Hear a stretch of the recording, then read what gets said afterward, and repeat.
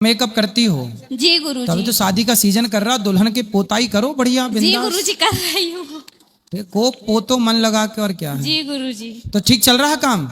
हाँ गुरुजी, अभी तो काफी ठीक चल रहा तो है। ठीक तो चल रही हो फिर आप, जी और गुरुजी। अच्छे से पुताई करो और आगे गुरुजी- बढ़ोगी। गुरुजी मैं कथा बहुत सुनती हूँ, जी। तो जैसे धर्म बहुत मतलब काफी हद तक जानती हूँ, तो जैसे बीच बीच में किसी दिन थोड़ी भी ऐसा लगता है कि अधर्म हो गया, तो मेरे को बहुत अंदर से टेंशन सी हो जाती है कि मैं किस रास्ते पे जा रही हूँ। क्योंकि आपके भीतर धर्म है, इसलिए टेंशन होती है। आप धर्म के रास्ते पर हैं और यही धर्म आपको बहुत आगे ले जाएगा। मन लगा के अपना काम करिए, एक दिन आप बहुत सफल होंगी। खूब सारा पैसा कमाइए, समाज की खूब सेवा करिए। महाराज जी राधे राधे। जी आपके चरणों में कोटि कोटि प्रणाम। खुश रहिए। मैं बेंगलोर से आई हूँ महाराज जी, आपके दर्शन करने के लिए, तो पूरा परिवार सहित। तो बेंगलोर से यहाँ कथा सुनने आई? जी महाराज जी, वहाँ से आने के लिए टाइम ही नहीं मिल पाए, तो इधर आपके दर्शन हो जाएगा करके मैं इधर आई। अच्छा, बहुत स्वागत है। देखो बेंगलोर तो कितना दक्षिण में है, यहाँ आके कथा सुनने, ये बड़ी बात है भाई। महाराज जी मैं आपसे 3 साल से जुड़ी हुई हूँ और आपके आशीर्वाद बहुत है मुझ पर। मैं चाहती हूँ कि आप सारे परिवार को राधे राधे बोल दीजिए। सबको राधे राधे।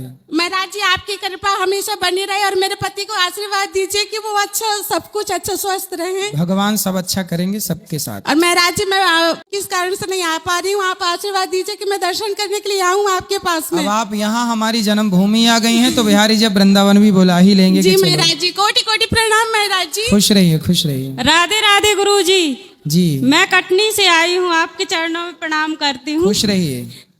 यहीं पे कटनी में वृंदावन आपको देखने आना था, लेकिन नहीं देख पाए, तो यहीं आ गए, आपके दर्शन कर लिए।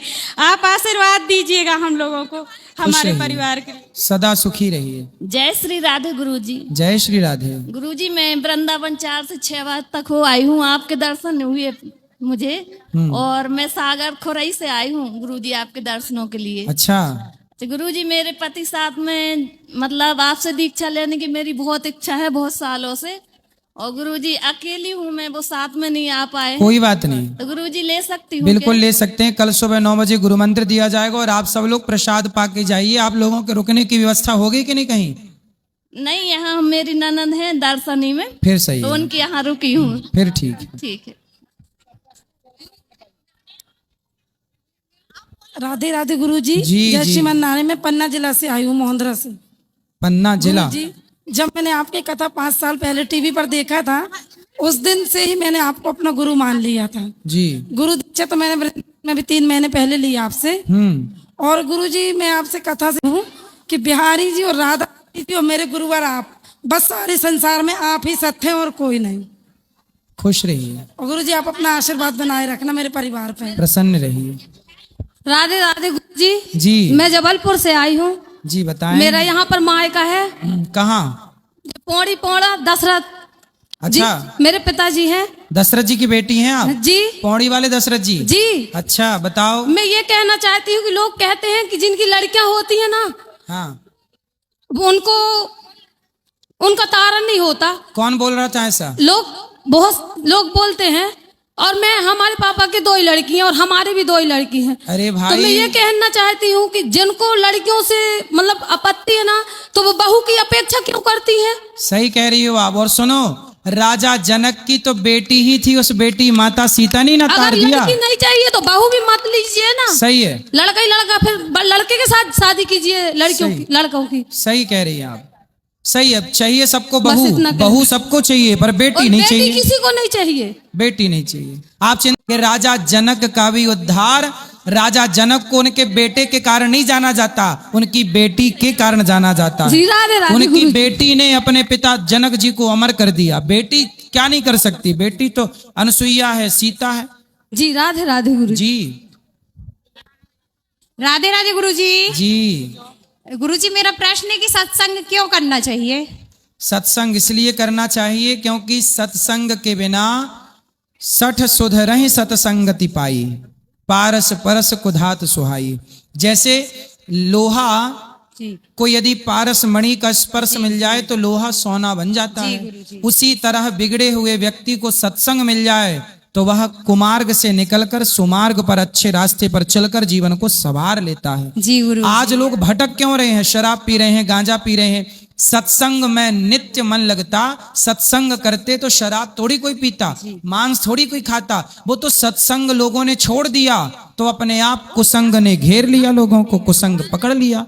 सत्संग करोगे तो कुसंग दूर दूर तक नहीं भटकेगा। जी गुरुजी धन्यवाद। जी गुरुजी राधे राधे। जी बेटा। मेरा ये प्रश्न था कि कभी कभी ऐसी परिस्थिति बन जाती है कि कुछ बातें आप न घर वालों को बता सकते हो न अपने मित्रों को, उस परिस्थिति में क्या करना चाहिए? सही निर्णय लेना चाहिए। उस समय शांत रहना चाहिए या किसी को बताना चाहिए? देखो, अपनी माँ को बताओ, अपने पिता को बताओ, कोई भी सिचुएशन हो, कोई भी बात हो, अच्छी बात हो, अपनी माँ से जरूर शेयर करना चाहिए, क्योंकि हर समस्या का, हर बच्चों की हर समस्या का समाधान उनके माँ बाप के पास होता ही होता है। जी गुरुजी, बस वो आपका खुल के आशीर्वाद बताएं। बना रहे। हेलो, हाँ बेटा, माइक इस तरफ भी ले आना, बोलो। राधे राधे। जी जी। राधे राधे। हाँ मैया। हाँ, मैं मंडला से आई हूँ। मंडला। जी मैया बताओ मेरी तो माँ। मेरे 4 बच्चे थे, 2 बच्चे खत्म हो गए हैं। मैं बहुत दुखित हूँ। मेरे को आपके दर्शन करने चाह रही थी। तो 2 बच्चे खत्म हो गए? 2 बच्चे क्या हो गया बच्चों को? पता नहीं, अचानक खत्म हो गए सर। और 2 बच्चे जो हैं वो अच्छे हैं, आपकी सेवा करते हाँ, हैं? एक बेटा एक बेटी है, सब लोग दर्शन करने आए हैं आपके चलो, अब यहाँ। एक जो बेटा है बेटी है, उसी में खुश रहो और भगवान में मन लगाओ। जितना आपके भाग्य में था उतना दिया है ईश्वर ने। जो जरूरत से ज्यादा आ जाता है तो ईश्वर वापस ले लेते हैं। आप बस भगवान की शरण में खुश रहिए, जो है उसमें प्रसन्न रहिए। राधे राधे गुरुजी। जी गुरुजी, आपसे बस एक ही सवाल था, अहम ब्रह्मास्मि से क्या तात्पर्य है? जैसे तुलसीदास जी कहते हैं ना, सी राम मैं सब जग जानी, जी। निज प्रभु मैं देखहि जगत कहि सन करहि विरोध, सर्वम खल विदम ब्रह्म। अहम ब्रह्मास्मि का मतलब है कि मेरे भीतर ब्रह्म है, उस ब्रह्म की सत्ता का नाम आत्मा है। जैसे मेरे भीतर यदि ईश्वर निकल जाएंगे तो मैं मर जाऊंगा। जी। मर जाएगा मतलब आत्मा निकल गई, आदमी को ले जाके जला दिया जाएगा। तो मैं जिंदा जब तक हूं तब तक, जब तक मेरे भीतर ईश्वर है। तो मेरे भीतर जो ईश्वर है, जिस ईश्वर की शक्ति से आंखें देख रही हैं, कान सुन रहे हैं, बात कर रहे हैं, उसी को कहते हैं ब्रह्म। तो मैं अहम ब्रह्मास्मि मतलब मेरे भीतर भी एक ईश्वर है, आपके भीतर भी एक ईश्वर है। फिर इसी को जोड़ा गया तो सर्वम खलविदम, सब में ईश्वर समाया। इसलिए प्रहलाद ने कहा कि इस खंबे में ईश्वर है। प्रहलाद ने विश्वास से कहा तो खंबे से ईश्वर प्रकट हो गए कि नहीं। जैसे पुंडरीक के लिए उनके माँ बाप की सेवा के कारण विट्ठलनाथ जी प्रकट हो गए, भगवान प्रकट हो गए। तो माँ बाप से भगवान प्रकट हो सकते हैं, पति से भगवान प्रकट हो सकते हैं, पिता से भगवान प्रकट हो सकते हैं, पत्थर से भगवान प्रकट हो सकते हैं। तो सब में अहम ब्रह्मास्मि, सब में हैं, तब तो प्रकट होंगे। तो कहने का तात्पर्य है गुरुजी की हम स्वयं ब्रह्म हैं ना, ये मतलब नहीं है कि हम ही अपने भगवान। हमारे अंदर ईश्वर है, मेरे अंदर ईश्वर है, तो हम स्वयं की पूजा कर सकते हैं। भाई स्वयं की पूजा तो रावण करवाता था, स्वयं की पूजा तो शिशुपाल करवाता था, पौंड्रक करवाता हमारे था। अंदर अगर ईश्वर सुनो। है तो जी। सुनो, एक होता है समुद्र जी। और एक होता है समुद्र की बूंद। चलो, जैसे गंगा, आपके घर में गंगा जल है कि नहीं? जी है। कितना है? एक बोतल होगा। हाँ, 1 लीटर करीब। एक बोतल होगा जी। अब बताओ कि जो आपके घर में गंगा जल है जी। वो 1 बोतल है, वो गंगा जल है ना जी। लेकिन उस गंगा जल में सुअर अपना मुंह डाल दे जी। तो क्या फिर वो गंगा जल पीने लायक है? गंगा तो हमेशा मतलब पवित्र है, तो 1 बाल्टी में गंगा जल भरा है जी। और उसमें सुअर मुंह डाल दे जी। तो वो पीने योग्य है? पीने योग्य नहीं है, लेकिन सर वो बस गुरुजी- पीने योग्य नहीं है ना। जी, लेकिन जबकि वो तो स्वच्छ है। सुनो, स्वच्छ नहीं बेटा, वो अशुद्ध हो गया, भले गंगा जल है जी। पर सुअर ने मुंह डाल दिया मतलब वो अशुद्ध, वो भगवान को चढ़ाने के योग्य नहीं है, भले वो गंगा जल है। सुनो, बाल्टी में भरा है गंगा जल, जी। उसमें सुअर मुंह डाल दे तो वो अशुद्ध हो जाए। सुअर रोज नहाते हैं जी। जी। पर वो गंगा शुद्ध नहीं होती, क्योंकि वो गंगा धारा से जुड़ी है। और ये जो आपके घर में बोतल का पानी है, ये धारा से हट गया। जी। ये धारा से, ये गंगा नहीं है, ये गंगा का अंश है।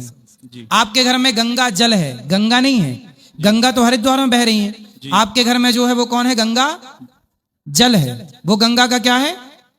बोलो। जल है। जल। तो गंगा और गंगा जल ये दोनों एक ही हैं कि अलग अलग हैं? अलग अलग अलग अलग है ना। जैसे गंगा अलग है और गंगा जल आपके घर में बोतलों में भरा हुआ अलग है दोनों एक ही जगह के। उसी तरह ईश्वर जो है वो गंगा की तरह है और हम जो हैं उस बोतल भर पानी जल की तरह है, ईश्वर के अंश है। ईश्वर अंशी है, जैसे बहती हुई गंगा अंशी है और बोतल का पानी अंश है, वो गंगा का क्या हो गया, अंश। तो उसी तरह हम ईश्वर के अंश हैं, हम ईश्वर नहीं हैं।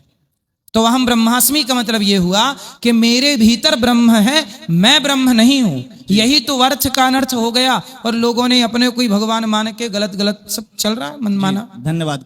समझ में आई कि नहीं? पहले बात पहले क्लियर कराओ, बात समझ में आई? जी जी क्लियर हो। क्या समझ में आया? कि हमारे अंदर ब्रह्म है लेकिन हम ब्रह्म नहीं है। हाँ बस ठीक है। आपको बात करनी है अभी अभी इस तरफ आ जाओ, इस दौड़ के आओ, दौड़ के फास्ट। ये इनको बात कराओ, ये भैया को, फिर वो पीछे वाले भैया को बात कराना।